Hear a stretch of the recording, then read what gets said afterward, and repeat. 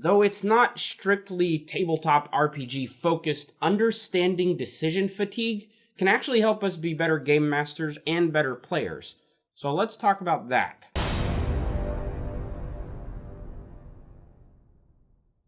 Hey fellow Game Masters, I'm Richard Quiner, and welcome back to the RPG Daily, your daily dose of all things tabletop role-playing games, helping you build your world and master your game. Now today I'm touching on a different subject that isn't actually game-related at all, except kind of by way of life experience and some studies that I've looked up.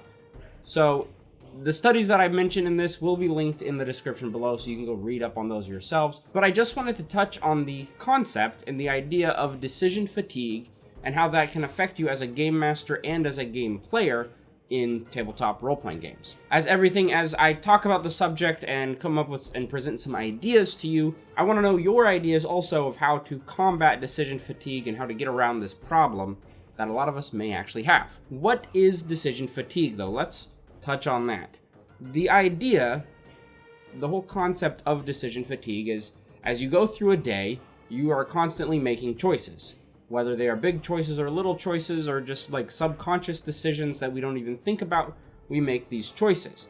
But as our day goes on and as we get tired, as our bodies get tired and our minds get a little tired, the decisions we make gradually become less thought through and essentially just worse decisions. Think back on a particularly stressful day at work. Perhaps by the end of the day you're tired, you don't really want to deal with things, you just want to have your dinner and watch a movie or something and then go to bed. It's usually that kind of decision that comes up where we say we're done with it, we just want to rest, and that is where decision fatigue comes in, because rather than take the time and try to decide what is a good healthy meal for us, sometimes we decide to opt for the route of less healthy items. I know I do this all the time because I work all day and then I don't want to think about what I am going to eat for dinner necessarily, so I make a worse decision, a less thought through decision on what's for dinner. So the interesting thing about this is there's actually been at least one study that shows some results that says, yes, this is a thing. I forgot the name of the company. I want to say it's the National Science Foundation. I'll put the link in the description so you can read the articles about it. Essentially, over the course of a 10-month time period, they went to several prisons where they had parole hearings. Parole hearings, are after a convict has served a certain length of time for whatever crime they've committed. They are then brought before a judge where they plead their case. They try to, get a lighter sentence or even get let out of prison. There's other things that can happen there. I don't know all the details. Over 10 months, they've studied 1,112 parole hearings. What they were looking for was what influences the decisions of the parole. Is it the convict's actual crime history? Is it the previous sentence they were giving? Is it the judge thoroughly thinking through decisions? But what they actually found was at the beginning of the day, in the early morning, the judges were more likely to take the time, think through their decisions, and give favorable parole decisions earlier in the day. There was almost a 65% chance that the decisions in the morning were more favorable for the convict. By the time lunch rolled around, however, that 65% chance of a positive hearing had turned down to 0. Essentially, the judge was getting tired and didn't want to make the same decisions.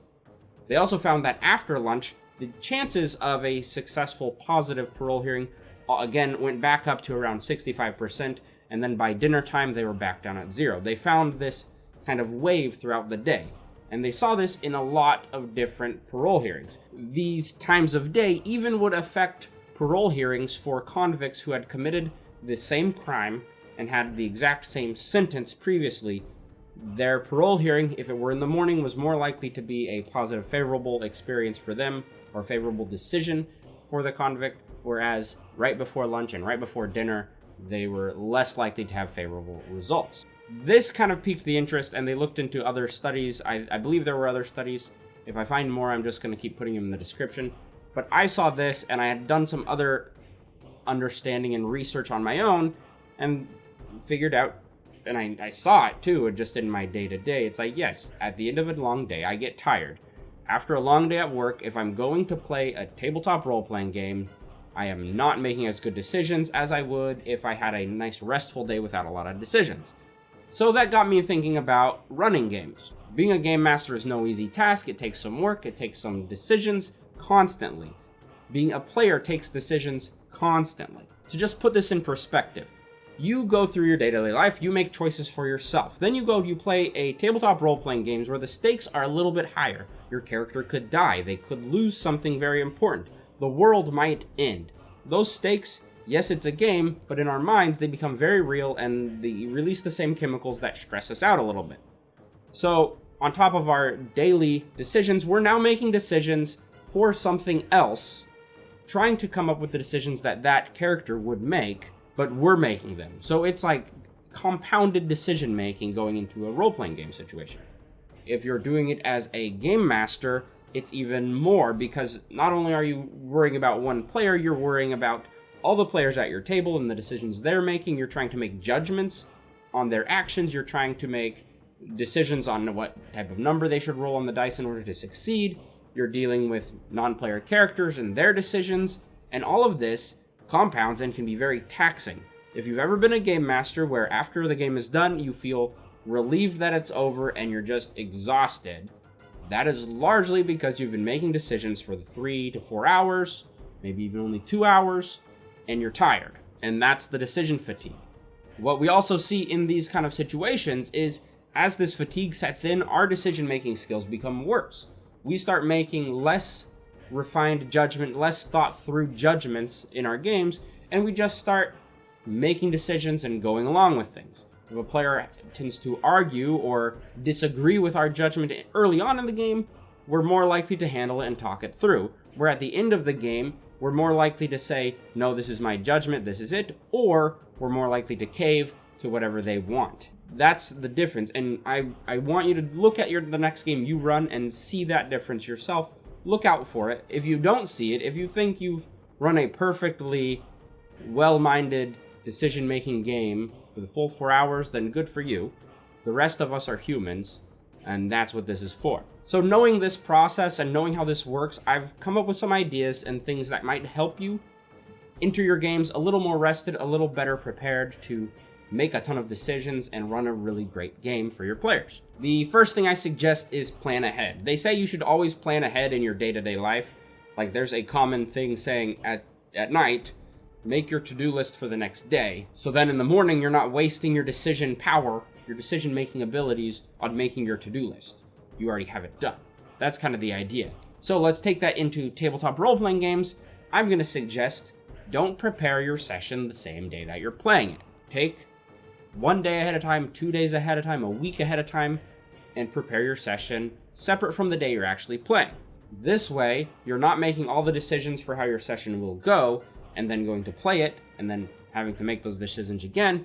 This way, your decisions about how the game will go is in advance, and then during the game, you have a fresh mind, and you're not so burnt out on making decisions and choices about the game. The other thing to remember is when you're preparing a game session, you're making your decisions based on a lot of unknown factors. What will your players choose? How will they act towards certain NPCs? What NPCs will they actually talk to? You're trying to make decisions based off of speculation and just ambiguity and not really knowing what will happen. And I feel like that is even more taxing than making an informed decision based on something that is concrete evidence. So in essence, the decision making around preparing a session, I feel personally, is a little more stressful and more taxing than the decision-making going on at the table in the game. The bonus idea on this, though, is rather than just prep your whole session in one sitting, a day or two before your game, maybe spread it out over a couple days, maybe break it down into smaller increments of preparation, so then each increment of your preparation is done with fresh eyes and a fresh decision-making mind.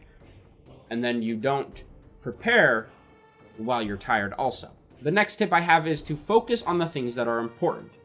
Tying this into game preparation, not so much game playing, it's a really good idea to make a kind of a checklist of what you would need for your game coming up. Maybe that is your first step in preparing the game. And I'm kind of stealing this, now that I'm saying it out loud. This is really closely related to the Sly Flourish Lazy Dungeon Master method, which if you haven't read those books, pick them up. They're pretty good books. But he starts every session making a checklist of a to-do list for the game. And I think that's very wise to start your preparing by make a list of things you need to know, things you need to do to prepare. Maybe you need to come up with certain locations, maybe you need to come up with a certain amount of non-player characters, those kind of things. And then you can decide what is most important for the game session. And for you as the game master, what is the most important thing that you like to focus on when preparing? Are you a game master that likes to have some really deep story points and mysteries in their game? Are you the type that likes really fantastic locations and well thought out maps? Or are you the type that just likes to focus on really challenging combat encounters that take a little time to plan? I'm not here to tell you what's important to you. I'm just telling you, decide what's important and prepare that stuff first. That's the reason why we prioritize and focus on the things that are important.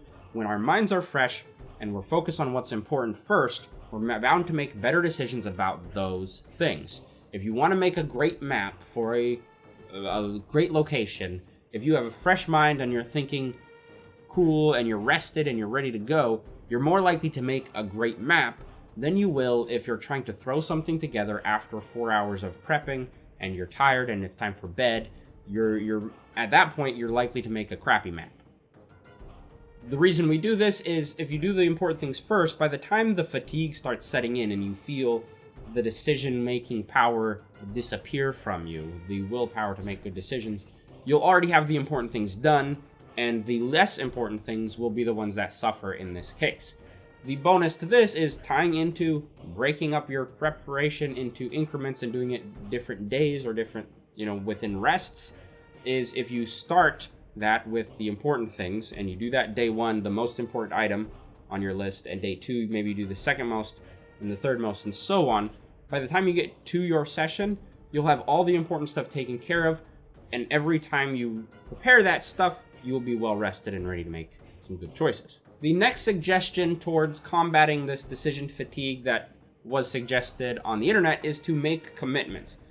In context of what the internet was talking about is making commitments towards a decision. For example, for me, for making these videos, I had to sit down and make a commitment that I was going to make the videos on a certain day, a certain amount of videos, that I don't have to think about if I want to make the videos on a day or not. I just have already committed to doing that. The same can go in Dungeons & Dragons prep. If you just twist it a little bit, this can tie into the idea that I spoke about of making larger, broader stroke rules about your world during your preparation, so you don't have to worry about the minute details, which are smaller, more intense decisions. So when you come up with a town or a city or something like that, make some broad stroke rules about the town. Then, after you've had some rest, or later on, or even in the game, you can come up with all the NPCs and the other characters that would fit into that, but you do that following your broad stroke rules that you came up with. That's how I kind of see this working in a role-playing game situation. Your commitment is your broad stroke rules, and then your decisions will just fit into that a lot nicer. The next suggestion I have is eat something before your game. I know this is kind of silly, and a lot of times we don't have a lot of time to eat especially if you're the type that you're preparing right before you're playing. If you eat something, you're likely to feel a little more rested and a little better. The study that I mentioned, they did find that the judges that were making the decisions on the parolees were more likely to make favorable decisions after a lunch or after a dinner or after breakfast, after they had some fuel in their body and they were ready to start fresh. The same can go for you. So I highly recommend, if you are playing a game, set yourself apart a good maybe an hour beforehand where you can actually go eat something. During the game, it's also not a bad idea to take a break and eat. If you have 10 minutes in the middle of a game and you have some carrot sticks or some vegetables or something that can fuel you and keep you going, it's okay to take a break after about 2 hours of playing and say, hey, let's take a little snack break, eat some snacks, get your fuel back up, and then get back into the game. I think that can also help making decisions in the later times of your game session. The next suggestion is to simplify things. We simplify our lives a lot. You're able to do that by just getting rid of the things that aren't important to you. In tabletop gaming, we have the same option. It's always said the rules are more of a guideline, not strict rules that you have to follow. So I highly recommend, if there are certain rules and certain things in your tabletop Dungeons and Dragons, Pathfinder, whatever you're playing, if there are certain things that you don't like, or you don't find necessary or don't find important, just get rid of them. And I'm talking about things like encumbrance is 1. How much weight can a character carry? If that's not important to you, like to me in my games, that's not that important. I don't like the players to abuse that rule and to go carrying cows and stuff, but I also don't feel the need to track everything they're carrying all the time. The same for me is food, rations. I don't feel like I need to make sure my characters, whether I'm playing or running the game, I don't feel the need to make sure they're eating every day or 3 square meals a day, because that just doesn't fit with my playstyle, and I simplify it by getting rid of those kind of extraneous rules that I don't need. Again, with this, I'm not here to tell you what is important and what isn't important. That's entirely up to you, but I suggest you look at your games and how you play them and, see if you get rid of the rules. If you don't like using inspiration, which a lot of us, well, me and other people I play with, we know it's there, but we don't give it out that much and we don't use it very often. So the idea there is, why even bother caring about inspiration if you're never going to use it? Just say, we're not doing inspiration, and then it's out of your head. Another suggestion I want to make is that you use random generators. But the difference is, don't use them when you're at the table trying to come up with things. Do it ahead of time and list the results you have in a location where you can reach them easily, and commit to using the things that you've randomly generated. If you're preparing a session and you decide, I need some extra NPC names, I need some extra names of towns, for example, go to Don John, go to DM's Toolkit, one of those, and just let them come up with the names for you. And then you don't have to think about it. You're not making that decision yourself. Of course, you can if you want to. I'm not here to stop you from that. But the idea is to have some sort of list of set names that you can use at the table. So when a player says, I want to talk to that gnome in the corner, you have a list of names that you can draw from, and you say, this is the gnome in the corner. That's his name. And you don't need to sit there and think, oh, his name is, what's his name? You don't need to get the him and ha and coming up with a name on the spot, because you already have a list. That takes that whole decision-making out of your hands at the table, which allows you to put your decision-making willpower towards other more important things. The next thing I want to suggest is to focus and be mindful of the decisions you're making. As a game wears on, we're less likely to think out our decisions, and we're more likely to react rather than act deliberately, I guess we should say. So try to combat that by just being very mindful of the decisions you're making as the game master. If a player decides to disagree with you, hear them out. If you disagree with that player and you don't want to get in a full discussion, the best way to approach this is to say, this is my decision right now, whatever decision you decided to make. Just tell them, that's my decision right now, that's how we're going to play this today, but I will look into it later and come up with a different decision depending on my research. Maybe say that. That kind of statement carries a little more weight and a little more respect, because it lets the player know you're hearing what they're saying, but at the time you don't want to stop the game to look this up, but you just want to keep moving for now, but you will take the time later and do it. It's a much better way than saying, I'm the game master, I'm in charge, this is what I decided. There's two different feelings towards that. They give off different attitudes, and so I highly recommend the attitude of, let's keep the game going, but I'll look later. It's a little more respectful. And the last suggestion I have to make is one I'm still trying to incorporate into my games. It becomes difficult sometimes on like Discord and things. It becomes a little tough, but record your game sessions, at least the audio. The reason being, if you're sitting at the table and you're playing and then you suddenly have to decide what you're gonna take notes on, and you might have scrawl little chicken scratches of handwriting, you might miss something, you might forget something later on. But if you have the audio and audio recording just always happening, and this could just be on your laptop, you could do it on a cell phone. Pretty much all cell phones come with audio recorders now. Something like that you can go back and listen to it later on and take your notes later, is a great way to keep your game running smoothly in the moment, but also to keep better notes of what's actually happening in your game. I'm still trying to figure out how to make this work properly, and 90% of the time I forget to set up the little audio recorder.